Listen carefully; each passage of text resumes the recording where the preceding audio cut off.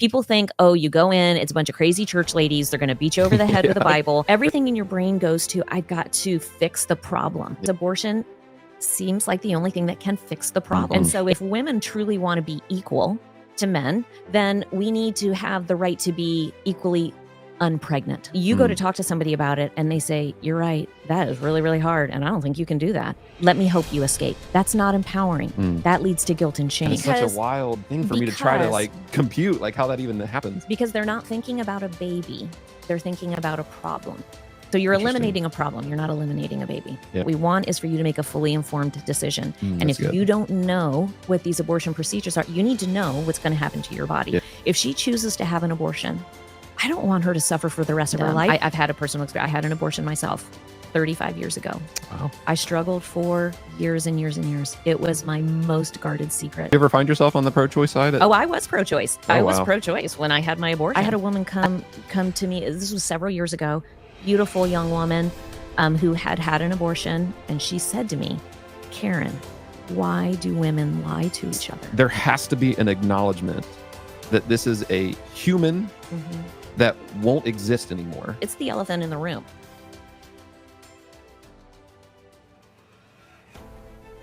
All right, ready or not. Here we go.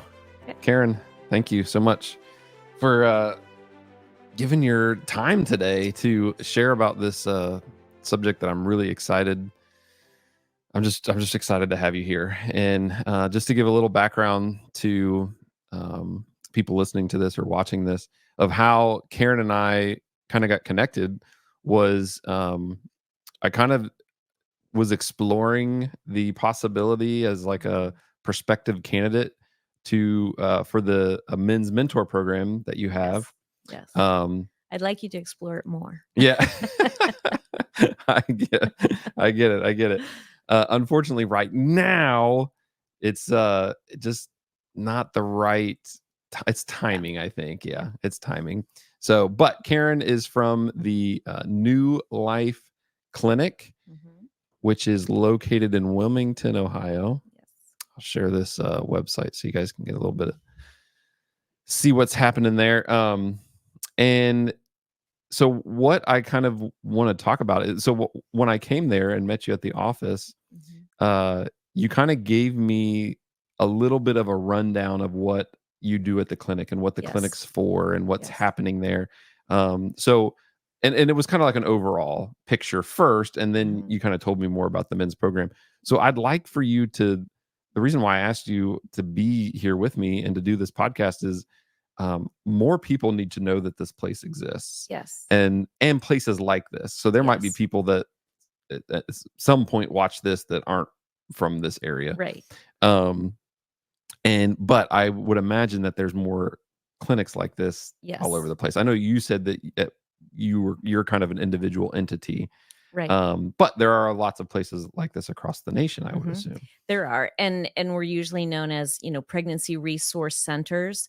And not everyone is medical. We are a medical clinic as well. But we're basically all doing the same work. And there are pregnancy resource centers in every city and also in smaller communities as well. Okay. So then, so just give that rundown of what you told me in the office of just let the people, like if someone asked you like, what's New Life Clinic? So there you go. What is New Life Clinic? So we are a pregnancy resource center, and I love an opportunity to explain what happens at clinics like ours or other pregnancy resource centers, because there's so much misunderstanding about what happens, especially in our very political climate as it pertains to the subject matter. So thank you for giving me an opportunity to share what really happens, what the motivation and the goal of people who work and lead a pregnancy resource center. So basically, in a nutshell, we are there to provide counsel and support for women or couples who are faced with unplanned pregnancy. Now, that being said, many of our clients, they may even be trying to get pregnant, and they're coming to us because our services are free. At every pregnancy resource center, all of the services are completely free. So what we do is we provide free pregnancy tests, free options counseling, and free ultrasounds for anybody coming in with a pregnancy related need. Then, assuming that they had a positive pregnancy test and that in their ultrasound we saw they had a viable pregnancy, we then have a program for the parents of the baby to get everything they need for their baby: cribs, car seats, diapers, wipes, strollers, baby food, you name it. Anything they need for their baby, they can get for free at the Pregnancy Resource Center until the baby is 2 years old. Oh, wow. So it's wonderful. Yeah. And the way that they get that, because there's no money that exchanges, is through participating in our education program. So they're called Earn While You Learn programs. We call them baby bucks. And because our goal is to come alongside you to help you have the healthiest pregnancy possible, to be the best parents possible, and have the healthiest relationships possible. It's very, very easy to earn the baby bucks. Yeah. So we do pregnancy classes, we do parenting classes, lots of different kinds of classes. You get baby bucks for everyone that you participate in. The easiest way to earn them is by doing we call their break course videos. They're about 15-minute videos. We text them to your phone. We have over 100 of them. You get to pick which videos you want to watch. You watch them on your own time. So a lot of my clients, like while they're eating their breakfast, they'll watch a video. Yeah. At the end of the video, there's some questions, pretty much just to make sure you actually watch the video, and you earn baby bucks for every video that you watch. That's And cool. honestly, it's not busy work. The videos are actually really good. Yeah. I mean, there's a couple that are a little cheesy, but they're still decent, you Yeah. know. But really, they're great information. Most of our clients come in and they're like, I'm really learning from Good. these videos. Yeah. And that also gives us an opportunity to form a relationship with our clients. So they've come to us they found out that they're pregnant, they've had their ultrasound, and now they're earning their baby bucks. So they're coming in on a regular basis. They're shopping in our boutique. We give free maternity clothes. You don't use baby bucks for those. You can just come in and get your maternity clothes. We do what we call maternity appointments, which are not medical appointments. These are they're really almost kind of like conversations. I'll call them a counseling session, but they're really Yeah. just conversations about how are they processing their pregnancy? How are they feeling? Are they reaching these milestones that you should be reaching in your pregnancy? Um, in a lot of ways, we just become surrogate mothers and sisters and friends and aunties to these women That's during cool. their pregnancy. And we develop beautiful relationships. And yeah, so there's many other programs. We do free STI testing and treatment. And then we have Yeah, I think I this saw that whole one. fatherhood program. Um, because ultimately, what we want, pregnancy centers like ours used to be called crisis pregnancy centers. Mm. And kind of as a overall whole, everybody has stopped using that word crisis because, again, not everybody coming to us is in crisis. But for the clients that are, the question is, how can you transform what is a crisis, a situation that would lead a woman to consider abortion? And let me tell you, there are some very heavy situations that these women are in that make it makes sense that they're like, hey, I don't think I can do this. Yeah. I don't want to do this. Um, and Do you but find that a lot of that is like rooted in a fear of something? Well, yes, it's always in different fears. Lots of times it's financial. Mhm. Lots of times it's that the relationship that the interaction with the guy that they've become pregnant to Mm. is very casual. And so it's like, okay, do I really want this guy in my life Yeah, for the rest of my like a life? lifetime attachment, yeah. Yeah. There is I just had a client come in this week, and she already has 2 children, one of which is a baby right now, and she's just like, I do not think," she's like, "Financially, we cannot handle another baby," and she's like, I just don't think I have the emotional or physical energy Wow. for another child." She's an exhausted mom right Yeah, now and is like, "Oh my gosh, I just found out I'm pregnant again." yeah. And, I think and I say this to everybody, I said it to you when I think when you came in to consider a position. It's so important that there's no judgment in a pregnancy resource center. Yeah. And this woman, she had already scheduled an abortion and, initially felt relief, okay, because when you're faced with a crisis, and it doesn't matter what the crisis is, the crisis that we're focusing on at our work is an unplanned pregnancy. But think of any time you're in a crisis, you have a situation, and it's like everything in your brain goes to, I've got to fix the problem. Yeah. In the case of an unplanned pregnancy, that everything funnels into abortion because abortion seems like the only thing that can fix the problem. Mm. If the pregnancy's not there, if the baby's not there, then all of these other things, our financial concerns and Yeah. our emotional concerns and relationship concerns go away. Well, especially in crisis, a lot of times in crisis, it's like it needs to be fixed by any means necessary, Yes. right? Like, Yes. And so but like in the case of this woman, so she made the appointment, but then she couldn't sleep that night. mm, And was like, this internal struggle. And one of the things that I said to her and that I say to a lot of women is there's something about motherhood that is very primal. We were yeah, God designed us and he to be mothers. And not saying that every woman, I completely respect women sure, who don't feel that desire to be a mother. right, But for the most part, yeah, we are designed with this inner core to be a mother, to protect our children, to nurture our children. yeah, And so when we are planning to do something that is the complete opposite of that, there's unrest in our spirit. And not everybody, they don't understand, like, why am I questioning this? So this particular woman, she fully intended on going through with her abortion. She came and she just wanted to talk to somebody about it. yeah, And so our role, and this is where there's a lot of misunderstanding about what happens in a pregnancy resource center.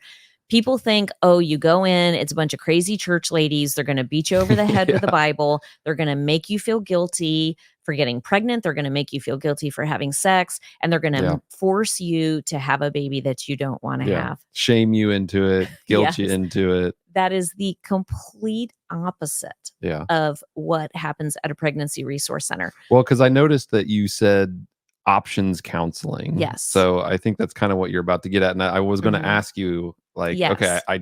it was like something I heard, and I was like, Yeah. options counseling. Yeah. Okay, so what's So that? every woman has 3 options when you find yourself pregnant. So you have the option to continue your pregnancy and parent. You have the option of continuing your pregnancy and placing for adoption, and you have the option of having an abortion. And those 3 options exist, but there's only 3, Yeah. and you have to choose one of the 3. Well, Um, and can I just say too, can we just, since there is a political component yes. to this issue, Mhm. is that those 3 options exist whether abortion is legal or not, Correct. right? I mean, there's ways Correct. There's to, nothing new under the sun. right. So the the controversy or the conflict between it is, you know, the right to Yes. safe Yes. access to it, right? I mean, that's Yeah. that's really the only difference, but legal or not legal doesn't change the 3 options is all I wanted to point out. Correct. And there's so much we could go down that rabbit Sure, hole yeah. right there because I think, especially with young people, young women, it's it's really all about women, female empowerment, right? Mhm. And so if women truly want to be equal to men, then we need to have the right to be equally unpregnant. Mm. And this what I see over and over and over again are these women coming in thinking, and I have women, they're like, I'm in school, I've got a plan, I just started a new job, I am ambitious, all of these things. A baby is going to ruin my life. Yeah. And A fear of missing out right. And there. they have this idea that this right And especially women who aren't in the situation of being pregnant and even being faced with an abortion, when they're looking at it as a concept. It's this concept that, women have the right to do this and that this is empowering Mm, women. So, and this is and this woman that I just saw this week is a perfect example. What is truly empowering? Is it truly empowering when you are faced with a crisis and you go to talk to somebody about it and they say, "You're right. That is really, really hard, and I don't think you can do that. Let me help you escape." That's not empowering. mm, That leads to guilt and shame. What is empowering is when you're faced with a really difficult crisis and you go to talk to somebody and they say, "You're right. That is really hard. And I can understand why you're so stressed out right now. But you are stronger than you think you are. And you can do this. And I'm going to help you."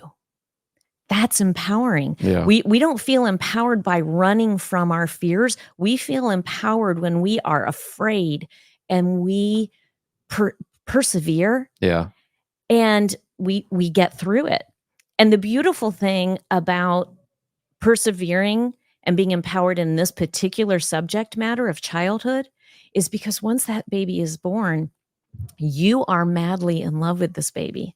So I mean, I've it's the greatest, greatest thing about my work is when a woman comes back to me. And I've had men come back to me, the fathers of these children, who come back to me after the baby's been born, people who were considering aborting, mhm, but changed their minds. And they thank us and they say, "This baby is the love of my life. I can't believe I ever considered abortion." wow. And W because a baby doesn't ruin your life. Does it change your life? No doubt. Yeah, Changes everything. yeah, 100%. But those of us who are parents know, even with all the difficulty Yeah. of parentinghood, that I just made up that word, parenthood, parenting, Yeah, um, it's the most immense, immense joy and privilege to be right. a parent. Yeah, no, I agree with that. As a parent, I agree with that. What would you so okay, so back to the options counseling Yes. then. How so the critics that don't believe you, that you're Mhm. not judgmental, Mhm. right? Because You know what? I'm looking at come into my pregnancy center, pretend like you're pregnant and see how it goes. okay, I I like I that. have Yeah. 100% full confidence that you will feel listened to, you will feel loved, and you will feel served. Ultimately, that's our job. Yeah. Our job is not to change people's lives, our or change people's hearts about abortion or anything like that. It does change people's lives, but Right. our job is not to change your mind.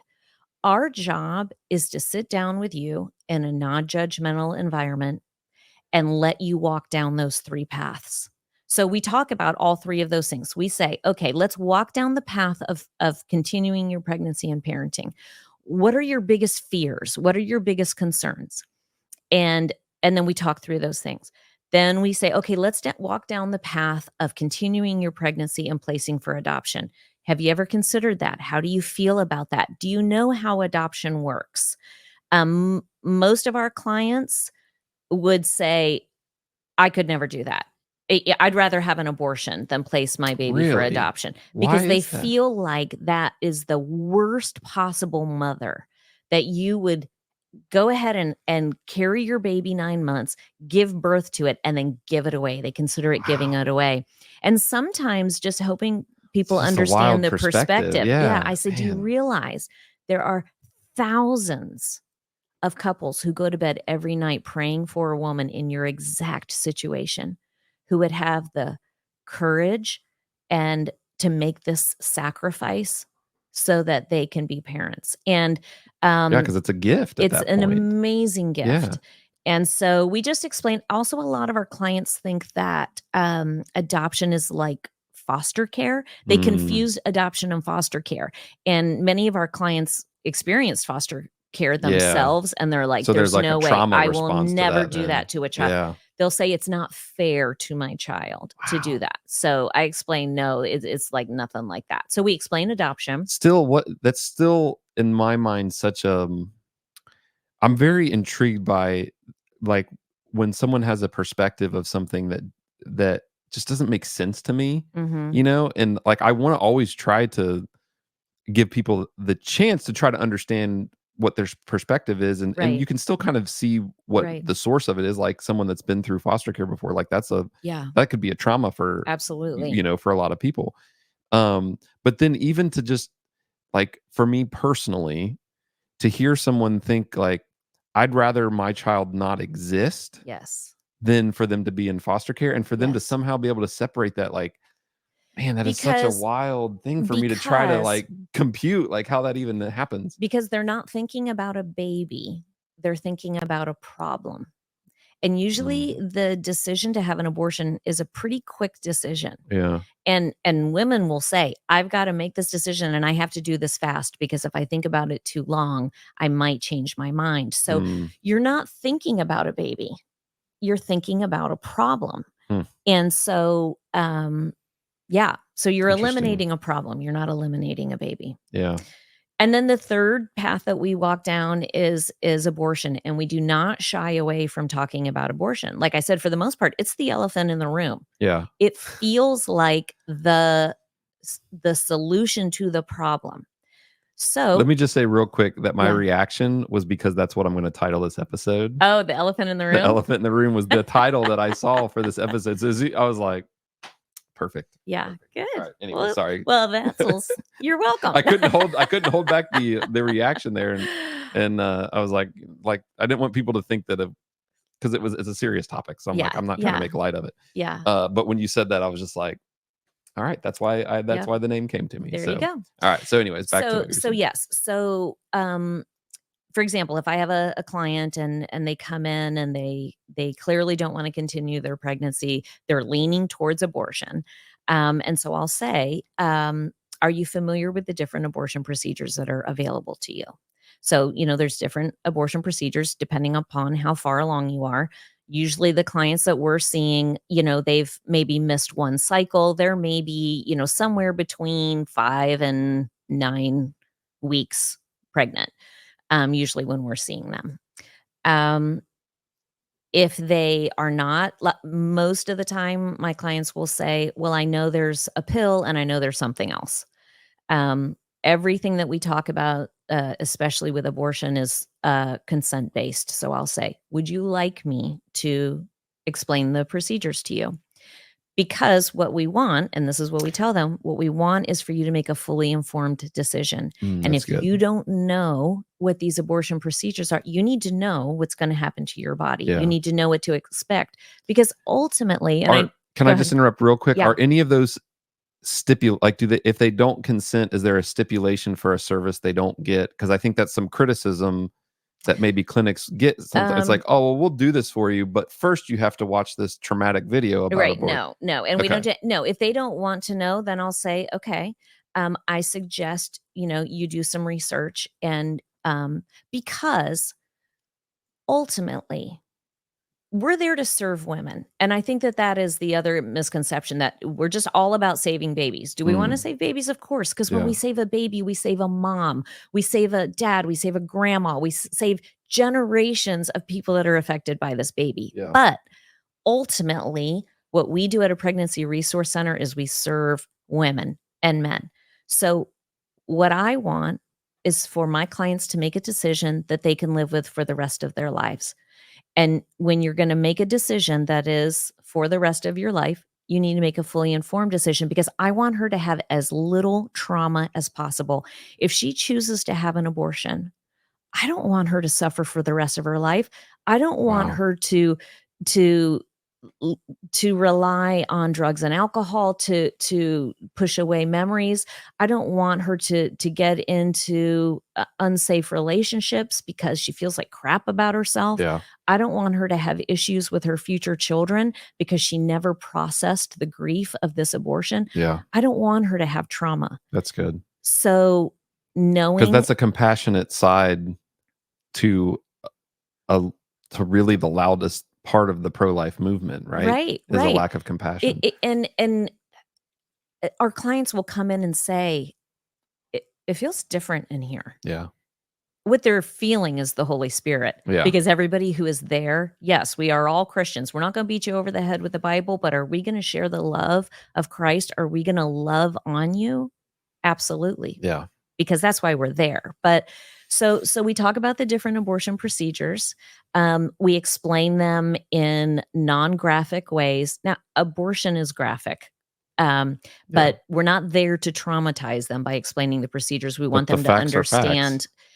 Now, sometimes when a woman is learning what the procedures are, I mean, you can just sort of see their countenance change and they'll be like, I don't think I can do that. Yeah.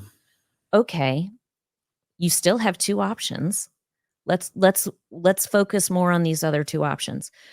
Sometimes women are like, man, that sounds awful because it is. But I have to do this. This is just what I have to do, and I'll get through it. We also talk, and there's not enough talk about the emotional consequences of abortion. So yeah, we have the physical experience and there are risks, but I'm just going to be perfectly honest. Abortion's been being done for a long time. A surgical abortion, sometimes known as a suction abortion, in general, if it's done in a safe clinic, it is fairly safe. As now there are always women that have complications. Abortion pill is a whole different story, and I'd love for us to maybe take some time at some point in Yeah. this to specifically talk about the abortion pill, because the vast majority of abortions now are through the abortion pill. Um, I want, if I have an opportunity, I would like to explain abortion with the abortion pill, if you're Yeah. comfortable with that. Go for it then. Yeah. But I'll anyway. So with the clients, we talk about the different abortion procedures, and then we talk about the emotional fallout of abortion, because it's one thing to say, okay, yeah, I feel like I have to do this. Sometimes I'll say, how do you think you're going to feel about this 3 years from now? Another service that we provide at New Life Clinic is post-abortion counseling. So we have a post-abortion healing group. And most of the women who come to me for post-abortion healing are women who've had an abortion 5 years ago, 10 years ago, 30 years ago, Mm. and they are still desperately struggling from the abortion, because you think, I'm going to do this. Yep, it's going to be rough, but I'm going to be fine. Yeah. And life does go on, but you never forget that baby. Yeah. And I've had a personal experience. I had an abortion myself 35 years ago, Wow. and I struggled for years and years and years. It was my most guarded secret. Um, and Satan uses things like this. I call them shame secrets, and there's a Mm. lot of them: abortion, abuse, molestation, Yeah. addiction. These are shame secrets. But it does manifest in your life. And the only way there is healing, after there is peace after abortion. There's only one place peace comes from. Yeah.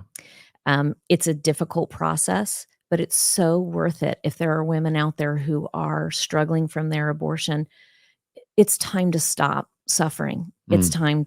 It's time to get healing. And it's amazing. I couldn't say the word abortion for 25 years. Wow. I couldn't. And I'll say that to clients when they first come in who are struggling with abortion. And I'll say, I know that when you just hear the word abortion, it's like you feel like you've been punched in the stomach. And they'll go, I'm like, I know what that feels like. And look, I can talk about it. I can be on a podcast. I stand on stages and tell about my abortion. I can't Wow. believe I do that. That's the power of forgiveness. That's the power of healing. That's available to every woman who's had an abortion. I never So in a good. million billion years thought I would be the director of a pro-life pregnancy center. I wanted to stay as far away from the topic of abortion as I possibly could. It was the most painful experience of my life. Like what did it was it something like it felt like a scab that if you got close to a clinic or something, and it was just like the Yes. scab just kept getting picked And at other different thing, ways. you get invited to a baby shower. Mm. There's so many triggers for Yeah. women who've had an abortion. Some women can't go to the dentist. Do you know why they can't go to the dentist? Because the sound of the suction is the same sound as the suction from the abortion. And I Wow. mean, like, things that you'd never think of. Yeah. And we do our abortion counseling in a support group setting. these things that women are like, "Man, I'm, like, whacked out." And you sit with other women and other women go, "Yeah." There is, comfort, things like AA and Celebrate Recovery and all of that, they work in that way because there is an additional layer of healing in a support group setting when you're with a bunch of people who've had a shared experience, even though all the details are different, um, and you can process this together because there's no judgment. Yeah. How could I judge a young woman who comes into me with an unplanned pregnancy and is like, "I need to have an abortion." I had an abortion. Yeah. There's no judgment there.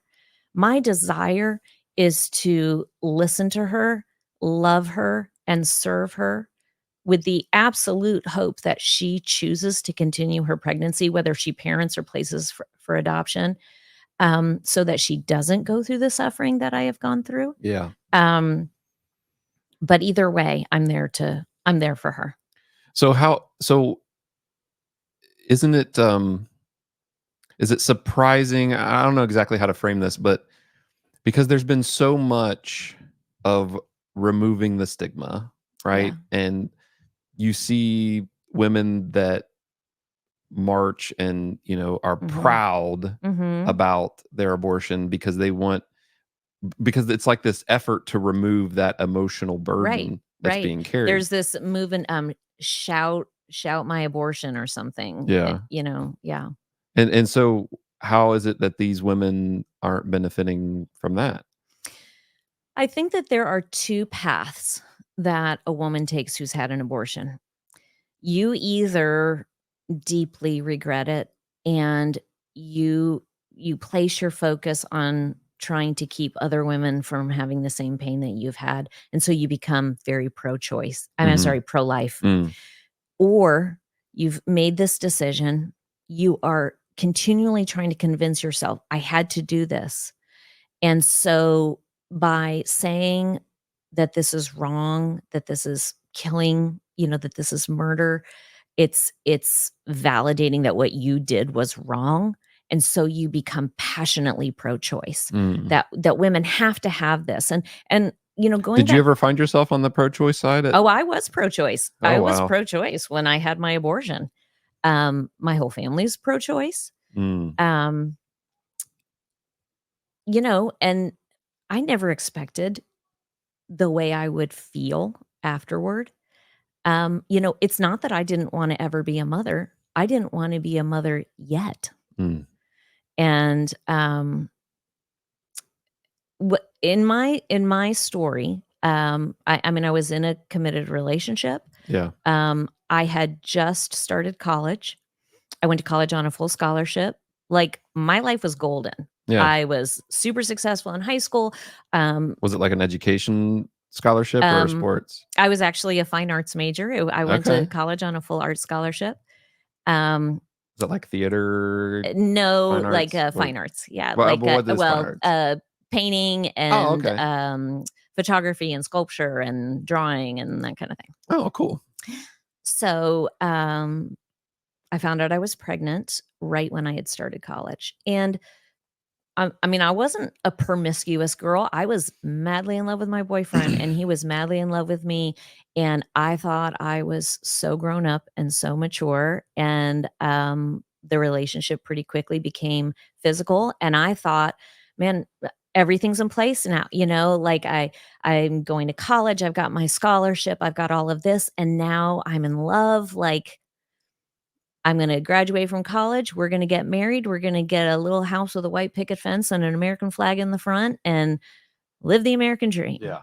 And I started school, and right in the very beginning, I found out I was pregnant. Mm. And, to say I was devastated is an understatement. I don't know a word that adequately describes how I felt. Wow. And, I just couldn't believe it, which Well, is because ridiculous. so was it that you saw all of those things, like, crumbling away then? Like, you saw Oh, the yeah. college crumbling, Oh, you saw the yeah. marriage, perfect marriage, the Yeah. house, all that stuff was like And, um, the shame of being mm, an unwed pregnant teenager. I was 18 at the yeah. time. I grew up in church, um, and people think the statistics don't change for women who identify as Christian, even women who are regular churchgoers. 1 in 4 women will have an abortion in her childbearing years. So by the time she's 40, 1 in 4 women will have an abortion. That is Wow. women in the church, that's women outside the church. Imagine knowing that statistic, imagine how much suffering there is out there with Mm. women struggling with this decision. Wow.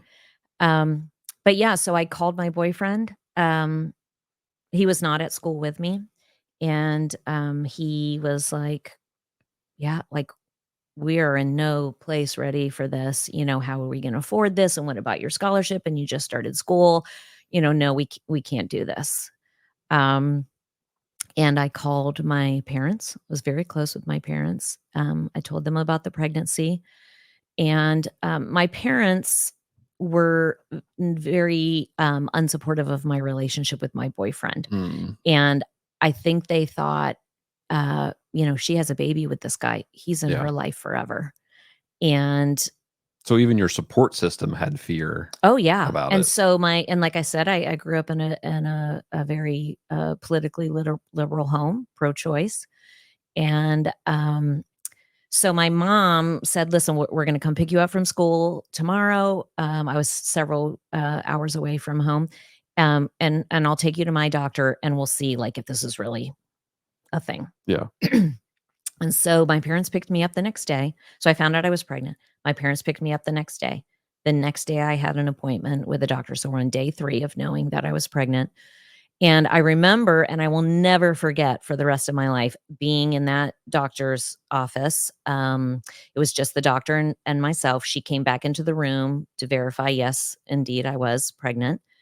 And I started to cry. And I was so overwhelmed. I just and I had my hands on my head and I was crying and I said, "I don't know what I'm gonna do." Mm. And she said in the most condescending way, she Who's said she? the doctor, Oh, the doctor. Okay. the OBGYN, she said, "Karen, you're not actually thinking about continuing this pregnancy, are you? Mm. You just started school. You have the rest of your life to have a baby. We can take care of this tomorrow and you can move on with your life." Wow. And I just my boyfriend didn't want me to have the baby. My parents didn't want me to have the baby. I didn't want to have a baby. My doctor was making it sound like it was no big deal. And I knew in my core that this was not what I wanted to do, but I didn't want to be pregnant. Mm. And so I said, okay. So like the inner conflict of I know that I shouldn't do this, but at the same time I don't want to be pregnant. Like I just Right. like Right. those It that sounds battle, li like an it internal sounds battle. like it's the same thing, but it's not. It's 2 completely different things. Yeah. It's like I don't think nobody wants to have an abortion. I've heard it described this way, that it's like an animal caught in a trap that has to chew off their leg to save Mm. themselves. Mm. That's what abortion is like. Wow. Um, but now in our current culture, like, it's this idea that it is no big deal. I had a woman come to me, this was several years ago, beautiful young woman, who had an abortion. She had been pregnant with twins, and she did not wanna have an abortion, but she was really torn. The guy took off and didn't have family support, and she had gone to talk to a girlfriend who had had an abortion, and her friend said, "Just get the abortion, really, it's no big deal." And this girl who was desperately struggling, she was in her early 20s, and she said to me, "Karen, why do women lie to each other?" Mm. Oh, because you this was the post-abortion Yes, counseling session, this right? this was a post-abortion counseling session, and it's like, how do you answer that question? Yeah. You know, Women want to believe that it's no big deal. It's a big deal. Yeah. And so what you do is you just the feelings, the memories, the guilt, the shame, you just push it down and you push it down and you push it down. Because the whole point of an abortion is you don't want anybody to know you were pregnant, right? So you can't actively grieve or, you know, Yeah. eh, you just and that's what I did. I mean, from the moment from before the abortion, I knew that it's not what I wanted. And, um, so I did. I got up every day, put on my makeup, went to class, went back to being Supergirl Hmm. and pretended like everything was okay, but it wasn't okay. And I just could not forgive myself for what I had done. Wow. And I couldn't stop thinking about the baby. And so and you do, was it a boy or a girl? How old would it be now? What if I would have made a different choice? You live with that. Yeah. You live with that forever. Wow. Yeah, no, that's definitely some powerful stuff. Um, there was another story. Oh, tell the story of so as you're telling this story, you can kind of incorporate the process a little bit too of Mhm. when they do like the medical appointment. Because you had the one girl that Yes. messaged you and said, "I need to have abortion. Can you help me?" That Yes. story. Yes. And like I said, and this is another misconception about pregnancy resource centers that we're very manipulative in how we, promote ourselves or advertise so that people think we're an abortion clinic. Mm. I mean, get on our website, get on our like, we're very clear we are a pro-life pregnancy resource center. Well, let's clarify that you operate independently. So Correct. we can't speak for every pregnancy center This out is there and okay. every That's person, fair. every That's fair. worker. There might be pregnancy centers out there that have workers that shame and guilt and do all that stuff. That's fair. Not this one. Okay. Yes. So we can at least say that Yes. much. Um, okay. Okay. So, so yeah, this woman reached out, through Facebook to our Facebook page and said, "I need to have an abortion. Can you help me?" And so we explained, "Listen, we don't provide or refer, for abortion, but, we can the very first step for any woman who is considering an abortion is to find out if she has, we'll use the term, a viable pregnancy. So, similar statistic to abortion, 1 in 4 pregnancies results in a miscarriage. Mm, Everybody knows somebody who's had an abortion, I'm sorry, had a miscarriage. So yeah. so you don't wanna go through the trauma and, on a practical level, the expense of an abortion. An abortion is about $800, if you are going to miscarry anyway. So it's very practical. And so we'll say, listen, we provide early ultrasounds. Why don't you come in? We'll do an ultrasound. That's the first bit of information that you need before Mhm. you proceed with an abortion. And so, she was apprehensive, but Would said, they do that even like what doesn't an abortion clinic even would they do the same The process? abortion clinic does the ultrasound. They price the abortion based on how far along you are. So they would have to do an So they ultrasound do an too. ultrasound. Okay. They charge you for the ultrasound. And, you know, I just I wanted to mean, I don't wanna send compare. people to my clinic to get the free ultrasound before their abortion, but we provide that Yeah. service. Okay. So if you're considering an abortion, come in and get a free Get it ultrasound for from you. us. And it's very sad, especially since a lot of our clients are planning on continuing their pregnancy, and we get into the ultrasound. I mean, we're looking for 3 things. We're looking for a gestational sac, which in an ultrasound kinda looks like a black blob. We're looking for the baby, which at the time we're doing ultrasounds usually looks like a grain of rice or a gummy bear, and we're looking for a heartbeat. So if we can see all 3 of those things, the heart starts beating at 5 weeks, 6 days. That's usually about the time you're finding out you're pregnant. You've missed a cycle. You're like, "Okay, I'm a week late. I'm gonna take a pregnancy test." Um, if we see all 3 of those things, then we know that at this stage in your pregnancy, you have a viable pregnancy. If we don't see one of those things, if we see a gestational sac, but we see no baby, or we see a baby, but we see no heartbeat, you're at the very early stage of a miscarriage. You said 5 weeks, 6 days? Yeah. So, so she said, "Okay, I'm gonna do that." The day of her ultrasound, she messaged again and said, I'm not coming in." And So I was like, "Okay, so why aren't you coming in?" And she said, I'm a mess. I'm a wreck about this. I just need to go and get the abortion before I change my mind." Mm, And I said, "Okay, I get it, but you still don't even know if you have a viable pregnancy." I don't I mean, I don't work at an abortion clinic. I don't think they really care. They profit from a abortion, and even if mm. you've had a miscarriage, I mean, and that's a whole 'nother thing we can talk about. Yeah. A D&C, which some women need, after miscarrying, if they have not passed the baby on their own, is a very similar procedure Yeah. to a first trimester abortion. Yeah, my Um wife, we my wife experienced 2 for sure miscarriages, and one of them had to be yeah, one have was a at 15 D&C. weeks. So, Oh, and that's yeah, aw so she had to go through the DNC it's process. so tragic, and to get into the political thing, because this drives me crazy, those are not the same thing. Right. That there in one case, the baby is alive, and you're doing the procedure, which takes the life Yeah. of the child. That's an Mm. abortion. If the baby has already passed and you do the procedure, that is a medical procedure. Procedure, yeah. Otherwise, the mother is at risk Right. herself. Yeah, That is the not an definition abortion. is important. The medical definition is important for Yes. sure. Yes, and now medically, they're both termed an abortion. Right. It's a different Yeah. procedure.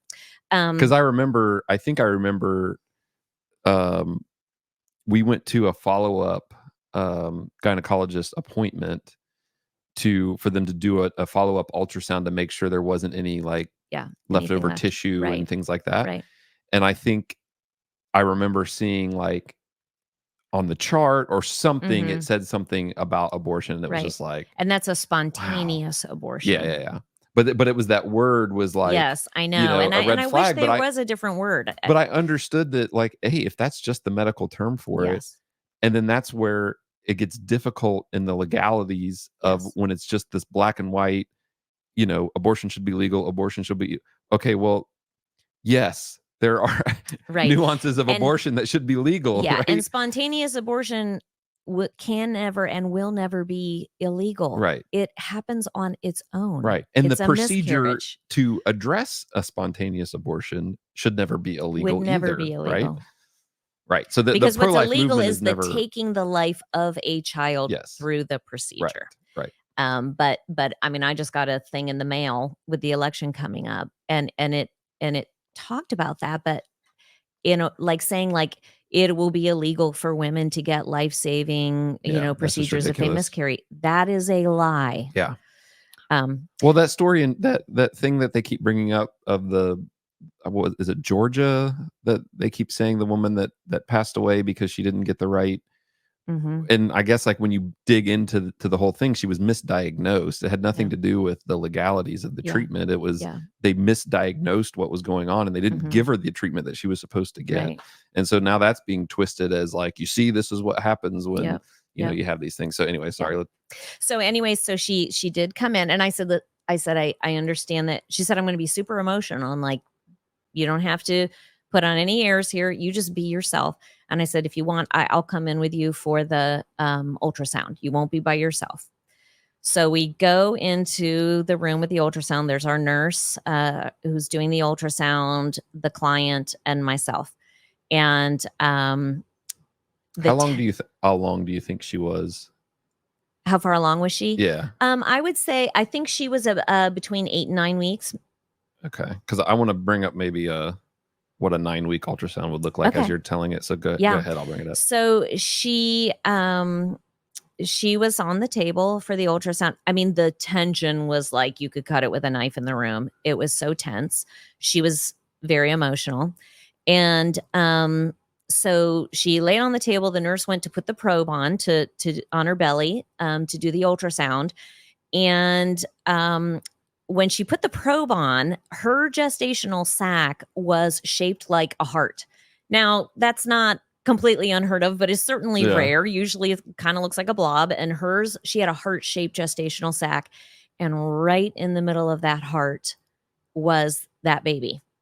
And so the baby has, you know, a head, a torso, little arm buds and hand buds and little leg buds, and, you know, not fully, Oh, as I hit so the wall, yeah. not fully developed arms and hands, but, you know, look like a gummy bear. Yeah. Yeah, I think I've got a good image Okay, exactly of good. what you're describing, yeah. Yeah, and then you could see that heart in the middle just beating away. So the nurse and I kind of looked up at each other because, you know, we've seen a million of these ultrasounds, so we knew the minute she put the probe on her belly, this was a viable pregnancy. At this point, we could see the gestational sac, the baby, and the heartbeat. So she went to zoom in on the heart to then read the heartbeats, make sure everything was normal. And when she zoomed in on the baby, that baby turned to the camera and waved. Wow. And we all went, like all three of us, like sucked our breath in. And we were like, and the nurse said, "Oh my gosh, like your baby just waved." And it was like, I've never seen anything like it Yeah. before. It was amazing. And really quiet under her breath, the client said, "I hope it's a boy." Hmm. And I just was like, and I was sitting on a chair next to her, and I kind of jumped up and I put my hands on her and I said, "Listen to you." I said, "You've changed your mind about the abortion, haven't you?" And she just started crying and she's like, "That's my baby. You know, I just can't do it." Wow. And what's funny is then she said, "You know, I'm really strong and I will figure this out." And she left that day with this. We put the picture in a frame for her, this heart shape with that beautiful baby in the middle in a frame, a bag full of maternity clothes. She was so joyful when she left. It was the polar opposite of the woman who had walked in, who Yeah. was so emotional and crying, she didn't even think she could get through an ultrasound. And the woman who left, it was amazing. Wow. And I said to my staff, I said, if that is the only client we see all year long, it's worth coming into work, Yeah. because that kind of transformation. Now, did New Life Clinic cause that transformation? No. That woman changed her mind. We provided her services Yeah. that could help her make a fully informed decision. She was trying to think of it as a problem that needed to be solved. Yeah. And the beauty of an ultrasound is that you see the baby. And you know what? I've had clients who still chose to have an abortion afterwards, Yeah. and that is their choice. They make that choice. Um, but man, it's awesome when clients see that and Yeah. realize the humanity of that baby Yeah. inside them. Yeah. And that's where I'm always at with it. Is I don't want to argue the semantics of a zygote versus a, you know, whatever the different terms of the different, you know, Right. the fetus, and Right. like the terminology is, it's just smoke screens, right? To me, in my mind, Right. it's, there has to be an acknowledgement that this is a human Mm-hmm. that won't exist anymore. Like it's Mm-hmm. either goes to full term, and of course there are situations where it doesn't make it to full term, Right. right? And I mean that's just life. Things Yeah. happen and Yes. life ends Yes. because of all kinds of reasons. Right. But it is a human life that Mm-hmm. will no longer exist. Yes. And it's happening by choice, right? Yes. By choosing to end the existence of that human life. Mm-hmm. Now, I I had a friend on. Did you get a chance to watch any of those clips I sent you? Yes. Okay. Yes. So yeah, so I had my friend Kristen on, Yeah. and she talked about her experience with a child that is diagnosed with Down syndrome, Right. and that whole community is like apparently one story after another of, Mm-hmm. there is a and she admits, she says, I'm a, you know, a bleeding blue, right? I Mm-hmm. bleed blue, diehard liberal, Yep. pro-choice, Mm-hmm. but she says like there is a nefarious agenda towards the Down syndrome Yes. community, No doubt. No and doubt. like basically her story was very similar to what you experienced in that, with that doc, with, now it Mm-hmm. wasn't with a specific doctor, actually her doctor was really good, it was with the genetic counselor. Yeah. That it was like, it was just an assumption like, So yeah, here's what this means. Yada yada. So when would you like to schedule to end the pregnancy? Right, Like and they probably just said the termination or yeah, whatever. like Yeah. when would you like to schedule the termination of the pregnancy? And it was Mhm, like, and she was like, well, wait a minute. And she said that like she brought it up like 4 times or something, even after mhm. they said like that's not Right, an option that we're considering. right. Um, but it's a I don't even remember where I was going with that. Why I brought up Kristen, but Well, and um it's interesting too because, my son, so I have 3 children, my son was supposed to be born with Down syndrome. oh You know, wow. when we did the 5-month ultrasound and they found problems and I didn't do further testing because I said, "Doesn't matter, I'm gonna continue the pregnancy no matter what." He was born with no Down syndrome. Yeah. I don't wanna say perfectly normal as if to imply that there is a mistake with a Down syndrome child, but, and I remember the nurses kept coming like, it was on the chart, it was Yeah. on the thing, and the nurses kept coming in and saying, "This baby doesn't have a Down syndrome, why does it say that?" And I finally was like, "Would you just take it off the chart?" You Yeah. know, not to say that, because sometimes the baby is born with Down syndrome Right. or with deformity or whatever, but, um, we make these rash decisions and they're often wrong, Yeah. you know, and Well, let's that's not forget about the opportunity for a miracle in there as well. well, that too, but that was one thing that was thinking about when she was telling me her story, because one of the things that she said was that they had given a percentage, and it was like there was like a 40% chance. And Mhm. to me, I was like, that was way lower than I thought she was going to say. And she was like, Yeah. well, that's actually a pretty high chance. Mhm. And and I was like, really? And then I just thought like that exact thing is how many pregnancies were terminated Mhm. when that child would have been born. Right. And again, like you Right. said, it not because not that there's anything, her son is beautiful and Yeah. he's like, I love seeing the pictures Yeah. that she posts and the Yeah. videos of him and stuff.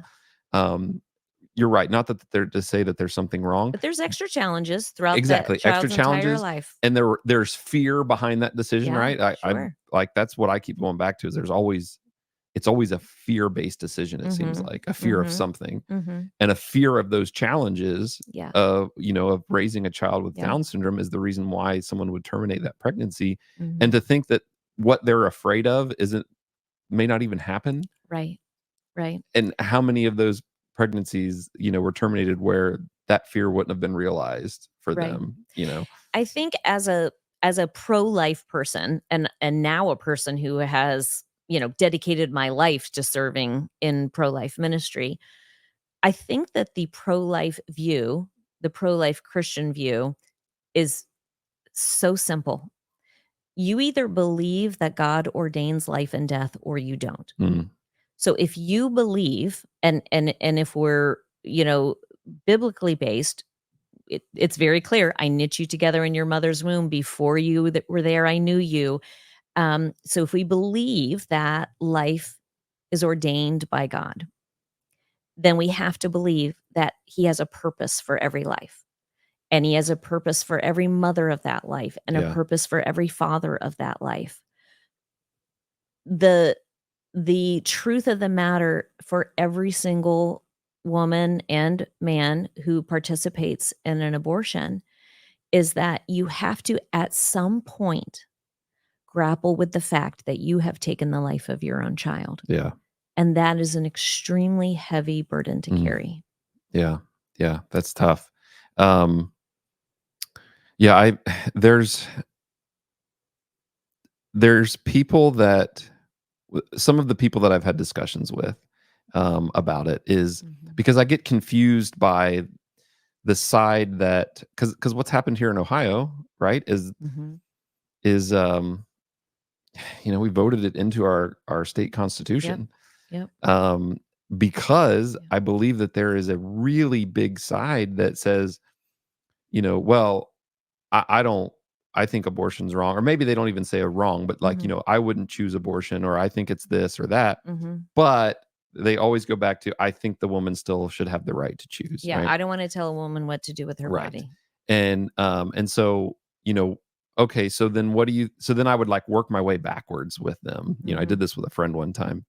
Um, and I said, so, um, you know, what about a child, at 6 months, a pregnancy at 6 months? Should Mhm. a woman be able to choose to end the existence of that Mhm. human life at 6 months, and take out the life of the mother, Right. that kind of stuff? Like, Right. things happen, right? There's things that come up, so we're not talking about that. Mhm. And they'd be like, "Oh, no, no, no, not 6 months." Like, and we would whittle away down to a time frame that they were like, okay, yeah, like Yeah, 6 now I'm weeks, comfortable or, with it. Yeah. 6 to 12 weeks or something like that.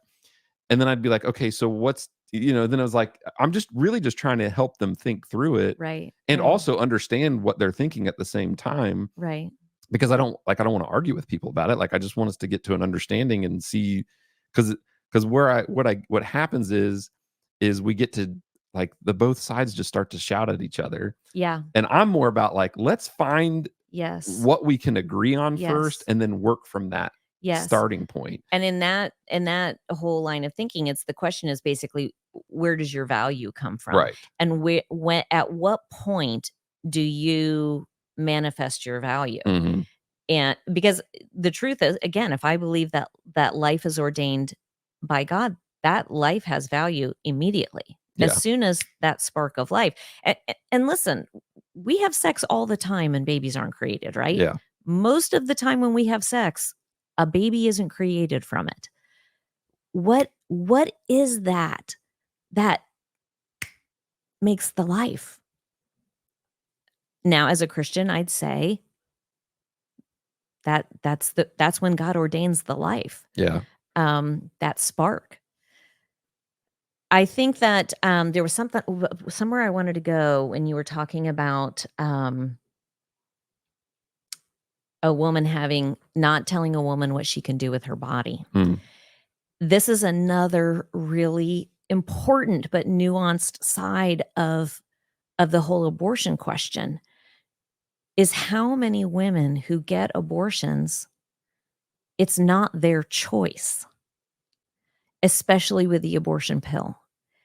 So very often, I'll have women come into my clinic who are considering abortion, and it's not that they wanna have an abortion, but their boyfriend or their husband, and I hate to say it, but most often their mother is the one who is Wow. pressuring them. Aside from the father of the baby, the second, uh, people group that puts the most pressure on a woman to have an abortion is her own mother. Wow. I And never would have guessed yes. that. And there's, that needs to be broken down. It's usually a decision out of love. I mean, when my parents were encouraging me to have an abortion, my parents love me. They thought that this was in my best interest. Yeah. They were trying to protect me. But there was that little pocket of time in Ohio when, Roe versus Wade was overturned. We had the heartbeat law. So Yeah. then in Ohio, you couldn't have an abortion. It was illegal to have an abortion past the heartbeat. Heart starts beating at 5 weeks, 6 days. Yeah. And I will never forget having clients come in. Well, and then, there was all of these repeals. And so that got put on hold. But we had a couple week pocket of time when you couldn't get an abortion in Ohio if you were more than 5 weeks, 6 days. Mm. And I remember a client coming in. Um, we did a pregnancy test and she was pregnant. Most of our clients have already done a pregnancy test at home. They're coming to verify it. And she was like, okay, now I can't get an abortion, right? And we're basing it on, first day of her last period, trying to figure out how far along she was. And I said, no, in Ohio right now, you cannot get an abortion. And she was like, okay, well, I can tell my boyfriend now because he wants me to have an abortion. And she was so relieved Yeah. that she had the law on her side so Wow. that she could not be pressured into having this abortion. I think it would be fascinating to for someday, I don't know, 60 Minutes 2020, they'll never do it, to do a story on finding those women who during that pocket of time couldn't get an abortion, so they had their babies, Yeah. and go and ask them now, "Do you still wish you woulda had an abortion? Yeah. What did you do? How did you m work it out?" Yeah. And I'm sure that those women would be like, "I can't believe I ever even considered having an Yeah. abortion." Wow. Yeah. I was looking for a message to because I was trying to remember that conversation that I had with the person. Mhm. And because I remember I wrote it out, and I really like it. It helped me, because sometimes it helps me to write things out and Mhm. like Mhm. clarify things. Mhm. And so this is what I was talking about. He said, "I believe it's a woman's rights issue," and then he said, "to a certain point." And so Mhm. that was what, like, Mhm. well, what do you mean to a certain point? Mhm. So and so then I recognize that there's multiple complexities, but the starting point is always black and white. Each complexity being considered, one has to reconcile whether they believe the unborn is a human life equal to a born human life. Right. Uh, if one supports a woman's right to an abortion prior to a detectable heartbeat, they are conceding the unborn or fertilized egg or zygote, however you want to, Mhm. whatever word you want Mhm. to use, is not a human life equal to a born human life Mhm. until there is and then I put, until there is a detectable heartbeat. Right. Then once there is a detectable heartbeat, now it's a human life equal to a born human life, unless the life of the mother is in danger. Now the life of the unborn is no longer equal to the life of the mother, and Mhm. so on and so on and Mhm. so on. And so that has to be reconciled always. Mhm. It's because it's a human life. There's Yes. no, whether it's a zygote, whether it's a fetus, it is a human life. Mhm. And so now what people have to do then is they have to reconcile, Mhm. Excuse me. when is that human life no longer equal to a born human life. Right.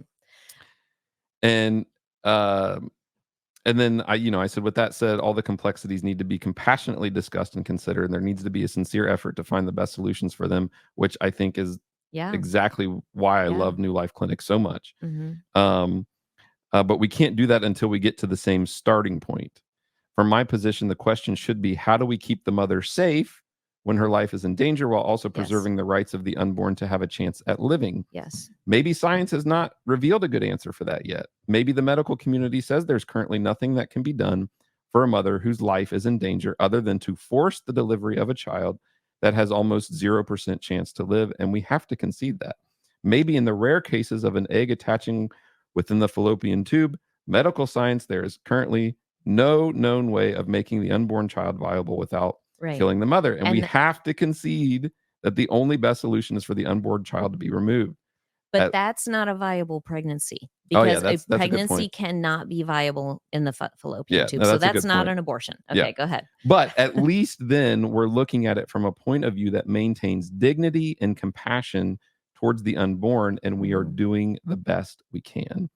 And so I said, working through it this way, um, people then can pinpoint exactly where their beliefs lie and where Mhm. their values Mhm. line up with those things. But they have to concede that at every point. Right. Um, so, anyways, I just wanted to get all of that out because uh, I wanted people to be clear that that's where I kind of stand on the Right. issue.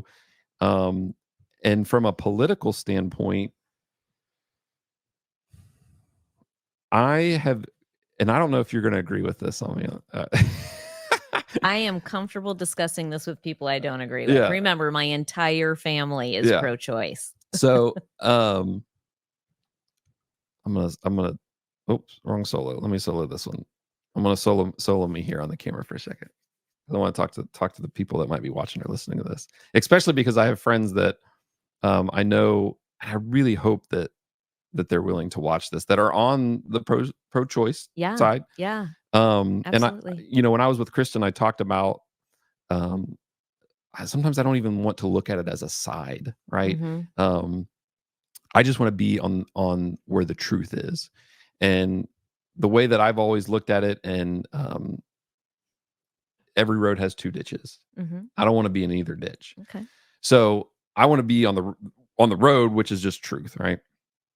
And so I've gotten to the point now where I believe that the political side of this issue, for one, the pro life, I believe the pro life movement is losing this on the political spectrum of it. I know Roe v. Wade was turned over, and that seemed like a huge victory, and it went back to the states, which I think is where it belongs. Mhm. Um, but Ohio's a good example of the populist opinion of this is is, I mean, it's just it seems like we're losing on that way. Mhm. And I'm just going to say that I think that the strategy needs to shift. And I'm not saying that we don't still that we can't still fight it from a legal standpoint. But what I've learned from talking about New Life Clinic is this is way more fruitful, I think, than what any law against abortion has ever been. Now, I know you might have some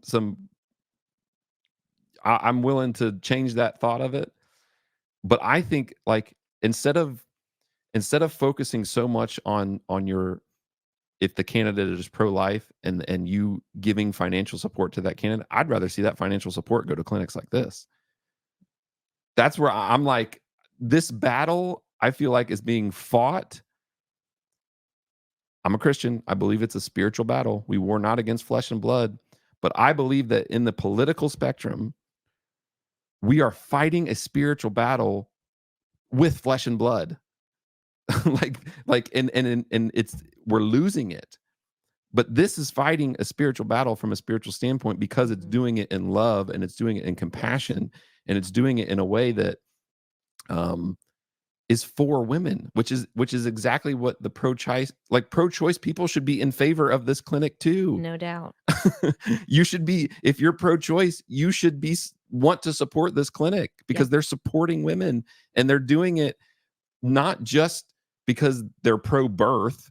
That seems to be a criticism that Mhm. the pro-life movement, you're just pro-birth, you're not pro-life. No, they're the ones in the trenches. Yes. They're the ones in the trenches that are fighting the spiritual battle, and they're doing it in a way that is using the fruit of the spirit to do it. Love, Yes. joy, peace, patience, all those things. They're Yes. they're they're empowering women with the fruit of the spirit. Um, and I just think the political side of this, I think we just need to start. There needs to be a massive, massive shift to where this isn't even really a political issue anymore. Um, anyways, I don't know. I Yeah. might get a lot of criticism for that, but Well, and I feel ultimate strongly about that clinics like this, there needs to be Mhm. more support for clinics like this Absolutely. and more of a all those all that pro-life money that's going to political candidates because they are claiming they're pro-life. Mhm. I would just so much rather see. I think that is so much better spent at a clinic like Yeah. yours. If we could, because I agree with you that this is not a political issue. It's become a political issue, and I'm very jaded when it comes to Yeah. politics anyway, and we can see that in this current presidential race. It's a talking point, and politicians will flip and maneuver for what they think the populace wants. Yeah. Um, it's Well, it's an issue in the hearts and minds. What's going to end abortion in our yeah. culture is for, and I believe this sincerely, is for women who have had an abortion, men who have been a part of an abortion decision, heal from that and then be honest Mm, with their friends and their families who are faced with an unplanned pregnancy that abortion is not the answer. If we took the amount of money that the pro-choice side puts into supporting Planned Parenthood and in all the political fight for abortion to be legal and put all that, think how much money that is. That's like billions of dollars, yeah. and put it into resources that that resolve these fears of why a woman is considering abortion in the first place. Right. I mean, imagine. Yeah. Because that's the spiritual side of it. The fear is the spiritual warfare. Mhm. It's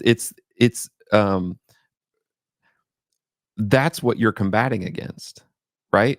Perfect love casts out fear. Yes. And so when you're operating in a way that's using God's perfect love, you're seeing the fear cast out of these Yes. women and Yes. you're seeing these fears be relieved.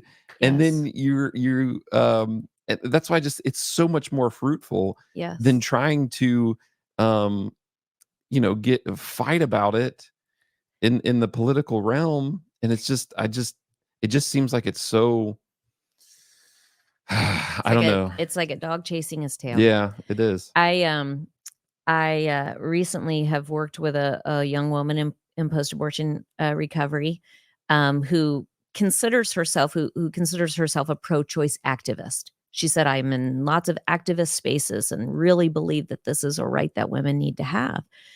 And I thought this was so interesting. She said, "I feel like my grief is betraying the pro-choice movement." Wow. And so I said to her, "Okay, you believe sincerely that women should have this right to make this decision because you want women to be empowered. Is it empowering a woman, back to that, like that other client that I talked about, to say abortion is no big deal, to not be honest about the emotional consequences, the emotional fallout from abortion? Is that empowering, or is it more empowering, even if you believe that this is a right that women should have, to be honest, come forward with your feelings of grief so that these other women who are gonna have this experience can make a fully informed decision. Right. But if you pretend like it's no big deal, and because you feel like you're betraying pro-choice, more and more and more women are gonna struggle, and then when they're feeling it like you are, they're gonna feel like they have to hide it. That's not empowering. Yeah. That's not helping women. That's hurting women. Yeah.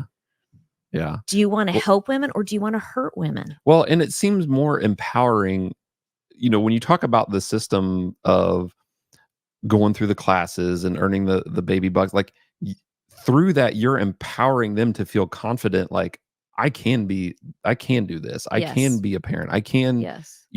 I do have these resources that I can use, and, like, that sounds more like empowerment to me, Yes. and doing it, like, in a way that, I forgot what I was gonna.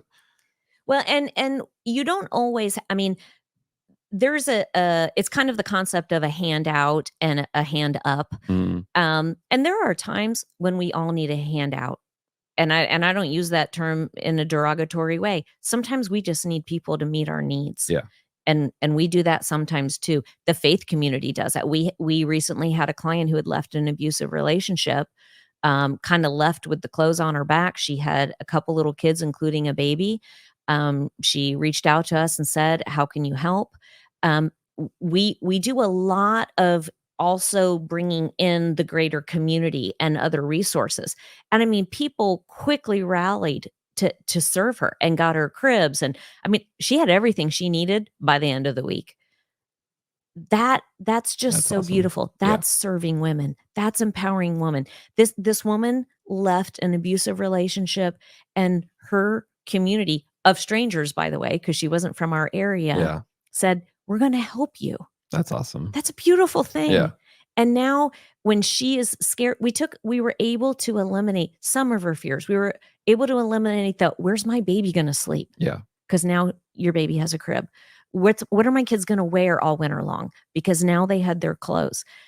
I'm happy that when a client comes to me and they are, low income, and I can provide them with a document, a legal verification of a positive pregnancy test that they can take to Job and Family Services, that they can take to the health department, and they can get on food stamps and they can get on WIC. We can go down a whole nother conversation about the problems yeah, with government assistance. sure. But you know what? I'm glad I can do that Yeah, because she needs it. right. Well, and those all of that is example of grace. Mhm. And God's grace is empowerment for us to be able to prosper. Mhm. So that's exactly what help is in those Mhm. moments. You're empowering Yes. the woman to prosper, in parenthood and, Mhm. whatever it is. And that's one thing that I remembered what I was going to say was about this empowerment. And because it goes back to what, like, the original design, right? And now, coming from a man saying this, they're like, probably my liberal friends, when I say something like this is it might like, they might get irked by it. Mhm. So I'm trying to figure out how to put my compassion behind it and like my sincerity behind it too. Because you'd mentioned women being designed for Mhm. child to I mean, God gave like us a uterus, right. so I mean, it's like someone's desire, like someone may not have the desire to ever have children, and Right, and that's totally okay. I don't look down on them Mm-mm. or have judgment towards them. Being a parent, like obviously it's hard for me to understand Mhm. that thought Right, process because I'm right, like, right. man, I Because can't 'cause we're not imagine our wired life that without way. our kids, you know? But a person's desire does not change what they were designed for, right? Mhm. Like that's just the fact of it. Like Right. that was what their body was designed for. Now, from my perspective, I think it is one of the most amazing things ever. Like I can remember our first when my son was born, our first child, and watching my wife go through the pregnancy, Mhm. watching especially towards the end, you just all through the stages of when the different types of uncomfortableness that's in Yes. each stage, right? Yes. And she was diagnosed gestational diabetes, so like her diet was like she Mhm. was so strict that we always say, like she'll say it too, like that was like the healthiest I ever was because her diet was just so dialed in Yes. because of the There's diabetes yeah. diagnosis or whatever. And to see her do this, for our son, Mhm. and then to be in the room with her. Listen, men, you need to be in that room Yeah. with your wife or partner when she's having that baby, Mhm. because if not, you are missing out on an opportunity. When she was going through her birth, I can remember thinking, I was amazed. Yeah. I was amazed. I was like, my wife is a badass. Like, Yeah. I'm like, I cannot believe how strong she is. I can't, Yeah. like, Yeah. women, it's not about, and I have a friend that says this too, and I think it's a good saying. So I don't know that I can take credit for it, but it's not about women being able to do anything a man can do. Mhm. I'm more amazed about women being able to do things that I can't do. Mhm. Like that's what I think they were designed Yeah. to do everything that a man can't do, and it's just as amazing what they can do versus, like, it's not like a men Right. are better than women or women Right. like no, like we and so I just remember having this feeling looking at my wife when she was going through like going through birth, and I was just like, oh my goodness, like Yeah. I was just absolutely astounded by it. And so talking about the whole thing was talking about the empowerment of it then. Mhm. Mhm. Like, ladies, you Yeah. that is the most powerful thing I've ever witnessed in my life, is Yeah. to be It's able to amazing. grow a human inside of you, Mhm. and then and the birthing process was just Yeah. like, Yeah.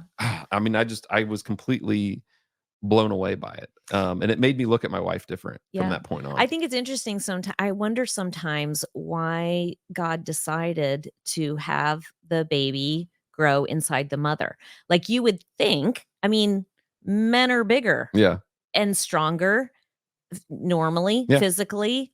Um, Men are and I mean, and I know we're using gendered ideas here, Sure. but in general, men are, wired to be protectors and all of that kind of thing. So why did he choose the woman to be the safest place for this baby to grow? Um, and it's amazing, and it's a privilege. It seems like the no-brainer would have been to have the baby grow in the father. And that's why it's so sad to me that now this place, this most inner core of a woman where a baby grows has become such a dangerous place. And it's because our culture is trying to shift how women and how men view motherhood and Yeah. fatherhood. And instead of it being this amazing, miraculous privilege, this idea that motherhood and fatherhood is a burden. Mm. And that is a cultural shift that, you know, they talk about the pendulum swinging, and hey, I'm glad for the women's rights movement. There were things that Yeah. needed to Yeah, there were change. things You know, things absolutely. were very unequal for women. But now that pendulum has swung so far Yeah. that the very things that make us miraculous and unique, and the very things that are so integral to being a woman, are now seen as burdensome in the goal of being equal. Yeah. Um, Well, it, and it's like this fight because men are supposedly on a, and maybe for so long they were, where men were on a pedestal, and mhm, so then women were trying to strive to be just as, like, to be up there mhm, with them, and that mhm, some of that may be on men's fault, right? mhm, Like you said, for a long time there were some things that were not right and are not yeah, supported biblically either. Like right, there's a lot of misconceptions about things in the Bible right, when it comes to women and their place and their role. right, Um and um yeah, I agree that that pendulum seems to have swung so far now, yeah, because listen, there's also, I'm not saying that, because I know there's a lot of women that don't get to experience motherhood that want yes, to, right? right, And they don't get to experience, right, pregnancy, and they want to. yes, Um, so I'm not saying that's the only way, that the only amazing thing that women can do, and the only, no, like no, I'm not saying that. Like don't twist it into something like that. Like there's other ways. Like I'm impressed by women in lots of other ways too. Women at my gym, I mean, there are some women that can, like, they can do some pretty awesome things. Like they're strong and throwing barbells around and stuff. Like all of that stuff is mhm, and there's different, jobs that women, I right, think, traditionally do better than men. mhm. Anyways, I'm just like trying to qualify it all so that Yeah, having a child is not what makes you a woman, and it's yes. not what gives you value as a woman, Yes. but a Thank you for woman who helping me is with that. able to have a child, that it, it's amazing. Yeah. And I'll say something that maybe people are going to be like, "What is she saying?" As a director of a pregnancy resource center, maybe it's not God's intention that there's never an unplanned pregnancy. And I say that because of what you just said. There are women who are unable to have children. Mm, Why does God allow women to get pregnant who do not want to be pregnant? I don't know. yeah. Why in the world does God not allow some women to have a baby who desperately want to have a baby? I don't know. All I know is his ways are greater than my ways. Yeah. And all I know is that he is always good. Yeah.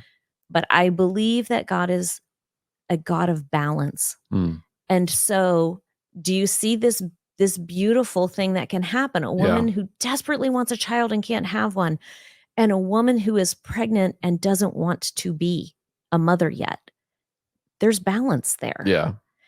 Uh, Yeah. No, so I definitely see that. So I think all of that stuff, I'm not gonna preach a sermon, but all of those things, I think, go back to the curse, the original sin, right? mhm, It all stems from there.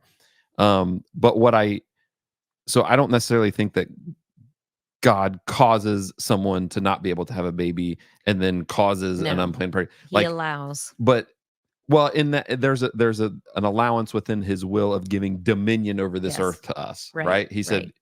gave it to Adam and Eve. Said, here's, you get the earth, you Yeah. have dominion over it. And so he's given us, like, all of those things are a part of, there's like our free will is attached to some of those Mhm. things and all that stuff.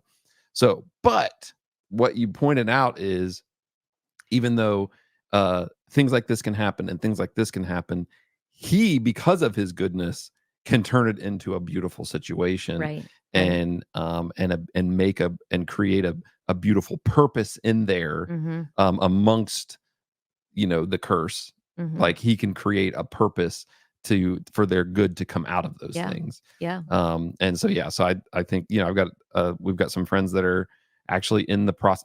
Okay, that's a good question. Huh. Someone that um is there a way to be in contact with the clinic to say, like, because we have friends, all right, Mhm, just a personal story. Then mhm, we have friends that are seeking adoption, mhm. and they have done, like, home studies, like they have all of that stuff ready to go. Yeah. So if they said, hey, if they showed you and said, hey, we've had the home studies, we've had these things done, we've had our background checks done, we've done, Mhm. education, all of this stuff. Mhm. Like, is there something with your clinic to where they could be like a contact? Like if you had a woman come in and Mhm. say, like, okay, I think I'm going to go the adoption route. Could you say, we've got a family that's ready for you then that, and you can, we've already vetted them. They've already gone through the process of all of these things. Like, is there a connection there that you guys can make? Absolutely not. Oh, And the reason is because that's a huge conflict of interest. okay. I am there to listen, love, and serve a woman faced with an unplanned pregnancy. Okay. If I was helping to facilitate adoption, Hmm. do you see how, like, people could go, "Yeah, they're Yeah, definitely this girl, I man, could see the she's accusation, I guess. 15," or, she this idea that we would have an ulterior motive for Yeah. that conversation. No, that's her decision. Hmm. This conversation is about her. Now, if I have a client who, and this happens, who says, okay, I think I would consider the adoption route. Now, I will say usually that decision doesn't happen until a little further along in the pregnancy. What they're deciding with us at the point of finding out they're pregnant is I'm either going to continue this pregnancy or I'm not going to Hmm. continue this pregnancy. Yeah. We plant a seed to adoption. We talk about it and we explain it. Usually they won't make that decision till later from what I understand. Okay. But what we do then is we provide them with multiple adoption agencies in the area for them to contact. We have a resource at our clinic if they would like to talk to somebody who has adopted, to have a little more personal conversation about what's that relationship Yeah. between the biological mom and the adoptive. I mean, most adoptions now are open adoptions, so that mother can have as much or as little interaction with that baby. I mean, it's an agreement that between the parents, but that biological mother has a lot of say. So we explain the adoption process and we provide resources for adoption agencies and also other people to talk to about adoption, but we do not facilitate adoption. Okay. I mean, I guess that makes sense. Yeah, I just was like, oh, I just want to. I was like, like, hey, here's Karen's card, like, Yeah, yeah, for my friends. But I get it. yeah. That makes sense. Yeah, and that would put even a lot more scrutiny Yeah, on pregnancy centers, yeah, I guess as that's far as true. this idea that we are pressuring women. Yeah, Um, I could see so that. Okay, that makes sense. we're not getting any under the table money Yeah, for hooking pregnant girls up with parents who want to adopt. yeah, that makes sense. That makes sense. Um, all right. Well, I don't know. Do you have anything you wanted to talk about the abortion pill? We didn't Yeah. necessarily get to that, but is there any like a quick hit on it that you want to I want to quickly before we wrap describe up? the process of having an abortion through the abortion pill because this is the primary way that women are receiving abortions now. And if you go to the Planned Parenthood website, it describes abortion through the abortion pill as similar to a heavy period. It talks about the pain, that there will be discomfort. It could be managed with like Tylenol or something. That is not an accurate description of abortion with an abortion pill. So I just want to Okay. quickly explain how it works. There's actually more than one medication. There's more than one pill. So the first pill that you take is mifepristone. Mifepristone blocks progesterone. That is a hormone that is needed to sustain pregnancy early in the pregnancy. So it blocks progesterone, and that's what actually takes the life of the child. Is that first pill? Okay. Then you take the second pill. Misoprostol is the name of that. It also goes under other names like Cytotec. If you've had an induced pregnancy, I was induced with two of mine. They used Cytotec. It's the same medication. With Is what you're describing the morning after pill? No, this Okay. is the abortion. I was looking at the Planned Parenthood's website Yeah, the and morning after pill is something different. different. Okay, keep going. So that second pill, sometimes it's one pill, sometimes it's a series of pills, sometimes it's taken orally, sometimes it's inserted vaginally. But what the medication does is causes your uterus to have contractions to then push out the baby, the pregnancy. Okay. So when women are having an abortion with the abortion pill, remember this is all happening at home. It's happening in their bathroom, it's happening in their dorm room, wherever. What's the The timeline that the abortion pill would be used? Like, s- in so terms of the length when at the time of the so pregnancy, I guess. it is FDA approved, I believe, for no, not beyond 10 weeks pregnancy. Okay. That's where a big conflict gets into, because if you haven't had an ultrasound, so I have women come in all the time and say, yeah, I didn't have a period last, I'm pretty sure I'm about 8 weeks pregnant. We do the ultrasound and they're 10, 12, much more, because not everybody's period's regular, and that's not the best it is a predictor of how far along you might be, but that's not an exact Right, you science. gotta, like, measure, right? The measurements are what's the Right. So the further along you are, the many, many more complications that could happen with aborting with the with the pill. abortion pill. So when the abortion provider, they provide you with a prescription, or they may even actually provide you with the medication itself, and then they're done. And they say, if you have any complications, go to the emergency room. So what we're finding now is this massive amount of women who are going to the emergency room because they think something is dramatically going wrong. The pain is significantly more than what they experienced. So again, any woman who has had an induced pregnancy understands how, like, intense those contractions are, Yeah, because it's medically induced contractions. right. It's like serious. There's no epidural with the abortion pill. Yeah, The bleeding is described as similar to a heavy period. That is a unfair understatement of the amount of bleeding that occurs with an abortion. mm, Heavy bleeding, large clots, sometimes blood clots as large as a lemon. This is all happening in your toilet, in your bathtub, in your shower. yeah, Um, Nausea, major blood loss. Then, so that's the physical experience. You then bleed for several days afterwards. With both abortion procedures, you're going to bleed for several, just like having a baby. You bleed for about a week at least afterward. But then there's the emotional trauma of the abortion pill. So eventually you pass the baby, and then the baby's there. And what do you do with it? Do you flush the toilet? mm, Do you scoop it up out of your shower floor? And then what do you do with it? Now, we haven't had this happen at our clinic, but other pregnancy resource centers have said women are bringing them in Tupperware containers. That mm. they're like, I don't know what to do. I can't just flush it. I can't just throw it in the trash. That level of emotional trauma, abortion is trauma, but to be have it happen alone at home, have all of that physicalness of it, and then have that nobody should have Yeah, that experience. And I don't in any way want to promote abortion, but I can say this with a clear conscience. If you have made the decision, if you are absolutely going to have an abortion, do a surgical that's not the way abortion. to do it. Don't use the abortion pill. Yeah, You're in a controlled environment with a doctor. You don't see it. Again, I want women to have as little trauma as possible. I don't want women to have an abortion, but if you are going to have an abortion, I want you to have as little trauma as possible. I don't want you to be like me and 20 some years later you're still struggling before you finally seek healing. yeah. Um so I really think that the abortion pill is the absolute worst thing that could have happened for women.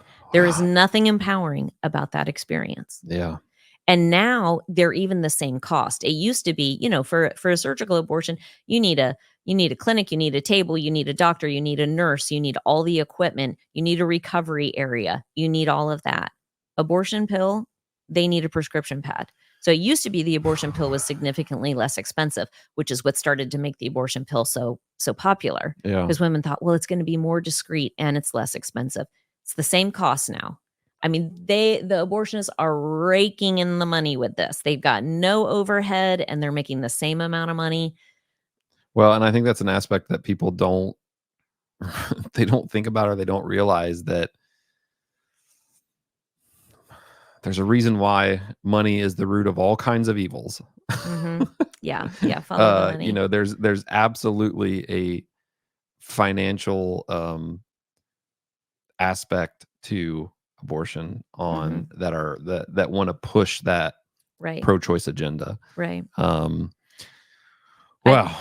I'd love to, if we can, end the conversation with this, because I understand that this is people are very passionate on this Yeah. topic on both sides. So I want to speak directly to the people who are passionately pro-life, and I get it. I'm passionately Yeah. pro-life. I am too. We need to show love and compassion for 100%. women facing unplanned pregnancies and for women who've had an abortion. Yeah. You're telling her she murdered her baby, you calling her a murderer, you telling her she's going to hell, you you know, she's had an abortion already. Yeah. Let's work to help her heal. Let's show the love of Christ. Right. Let's let's start her on a path of peace. Because look at the fruit that comes from someone that's been redeemed from that. Yeah, She is living proof yeah, that there is more fruit yes. from compassion and the redemption of Christ Mhm. than shame and guilt Yes. and yelling at, screaming at people. And And Satan doesn't care how he takes us out. yeah. If he can take us out by having us not have value for life and having abortions and promoting abortions and all of that and losing a piece of our soul, then he's going to take us out that way. If he can take us out by making us so passionate on the other side that we are hateful Yeah. and hurtful to other people, it's a win-win for him either way. Yeah. We're on the side of Christ. We're on the side of love. We're on the side of peace. We're on the side of forgiveness. Yeah. And we have to be serious about that. I Yeah. get it. Man, the pro-choice side, they can just provoke and provoke and provoke. Be above that. Yeah. Be about love. Be about We're serving. called to operate differently, Yeah. And yeah, no, I think that's maybe the perfect way Yeah. to end this, because I'm right there with you. Yeah. And that's why I really am hesitant to say that I'm like for the pro-life side. Like Yeah. I don't even want to look at it that way, because there are people on that side that I don't want to be associated with, Yeah. like there are aspects of that side that I don't want any part of, because I don't think it is Christ-like. Right. But there are things that are true, that Mhm. are the truth of abortion, and we Mhm. can't shy away from talking about that. Yeah. But we have to come from a side of love and compassion still, always. And you can talk about truth, and actually it's become kind of my little sign off, which I'll say it here at the end. But it's talking about, speak the truth, but speak it in love, Yes. and Yes. so I'm I am just like so in love with New Life Clinic. It's a pretty awesome And place. they they are looking for someone. It can't be me right now, but they are looking for It um needs to be you. they're looking for a man to run their men's mentor program. And it's Mhm. we don't it's we're an hour and 40 minutes in Yeah, yeah, already. we need to wrap it up. So but if you are someone that would be interested in that, or someone that you think would be a great fit for that, I'll put up the email here, info@newlifesupport.org. Mhm. And then if you have anything else you want to reach out to them about, and honestly, like I said, if you are someone that donates to pro-life candidates, consider giving that money to New Life Clinic. Okay. Yes. Yes. We're doing great things Yeah. with it. We're very good stewards of our money. Yes. I 100% believe it too. Yeah. And I was at the clinic. I was completely blown away at how nice it is in there and how welcoming it is. And Mhm. she's right. Like I walked in and I could sense that it was very welcoming. So it would be good seed for sure. Yeah. But you can reach out to that email. You can go to their website and see more. I brought up the website earlier, but newlifesupport.org. Yeah. And yeah, I love New Life Clinic. I love what you're doing there. And honestly, Yeah. it's right up my alley, but it's just the timing of it is just, Yeah. it's just, I don't think that's where, I don't think that's where God is supposed, saying like, Mhm. this is where you're supposed to be. Yeah. Because if he did, I absolutely would obey Yeah. if the Holy Spirit was leading me that way. Well, if people who are listening to this are in ministry, who work with youth, who work with, I mean, this isn't just a men's issue; it's a men's and a women's issue. Yeah. Another thing that we provide is, some people are very uncomfortable talking about this. Um, I come and speak. There's no charge for my speaking engagements. We work with kids on, how do you come alongside a friend who tells you they're pregnant?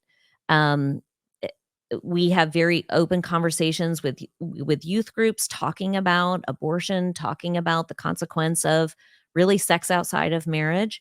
um, we're available to provide these resources Yeah. to schools and churches and youth groups and women's groups and you name it. Yeah. No, that's good because there's lots of that, they're providing a lot of resources out Mhm. there. So with that, thank you so much Yes, for thank doing you. this. I hope that this was time well spent for you. I always Yes, want people that are, on my podcast, or that they gift their time to me, that it yes. was, worth their while. And so this was awesome. I'm so Thank excited to you. be able to share this. So with that, we'll kind of wrap up here. Um, so uh guys, share this. If I'm really hoping that all of my circle will watch this, right, left, or center, Yeah. whatever. Um, these are conversations like this need to be happening more. Yes. So, but that's all we got. That's all I got for you for now. And so until next time, here's my sign off I've been working on is be bold and humble, speak the truth, but speak it in love. I love you all. We'll see you next time.